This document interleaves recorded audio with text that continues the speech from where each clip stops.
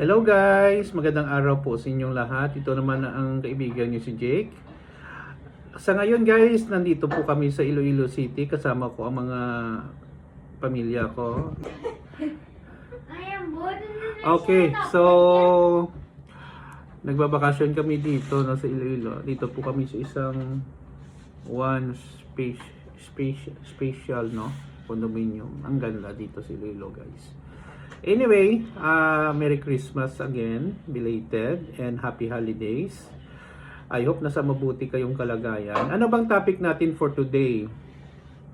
Ang topic natin for today, very timely po ito. Hindi mo responsibilidad magpautang.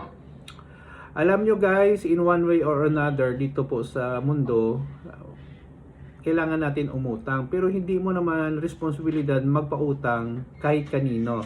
I repeat, kahit kanino, kamag-anak, kapamilya, or kakilala, or long-time friends. Bakit po? Hindi ka naman nagtatrabaho or nagdinegosyo para ipautang mo. You can say no.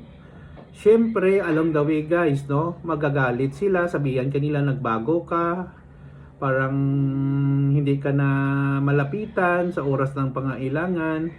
Pero guys, remember this. Ang pera na kinita mo, hindi mo yun kinita sa madaling paraan. Naghirap ka, pawis, minsan nga na sugatan ka, on hard labor, ginamit mo ang kaalaman mo, ang mga skills at talent mo, tapos ipapautang mo lang. Not unless kilala mo ang tao na maganda din magbayad. Pabayaan mo na kung anong mga masasakit na sinasabi nila, but you have to protect your own hard-earned money.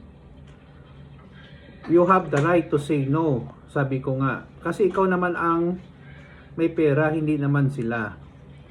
So, kung kailangan mo talaga hindi mo sila pautangin, do it. Or else, ikaw rin ang kawawa kung hindi kanila mabayaran. Ngayong Christmas season, maraming may mga bonuses, pero guys, marami ding tao ang gustong mangutang ng pera kasi wala silang panggastos this Christmas. Remember guys, how you manage your finances is up to you. Use your common sense and discipline, and dapat nyo tandaan, ang pera guys ay mahalaga. Ingatan po natin yan kasi kung magastos natin at hindi tayo nakapag-save, mahirapan tayo kung may mga emergencies. Yun lang po guys, maraming salamat sa inyong pag-follow sa aking YouTube and Facebook account and YouTube channel.